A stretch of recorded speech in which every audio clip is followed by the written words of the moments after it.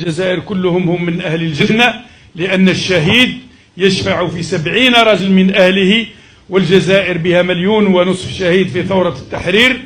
إذا كل واحد منهم يشفع في 70 هذه أكثر من 100 مليون. إذا الجزائريين يدخلوا الجنة كلهم ويزيدوا يدخلوا معاهم المغرب العربي.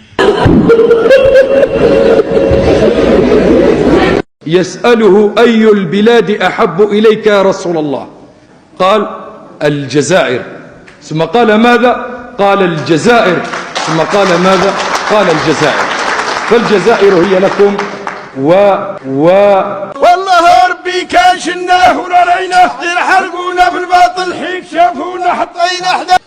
قلت لها البديه بدا يبي الله يرضى عليك ما تشوفيش فيا دوري هكذا، شوفي بكات واحد الصجره شوفي فيها وسقسيني، نبدا الاولى نسلك روحي. والله الجزائر قد تفرنست، الشعب الجزائري صار شعبا متفرنسا لا هوية له، وأصبح صاحب هوية ممسوخة لا يعرف شيئا عن الدين ولا عن الإسلام.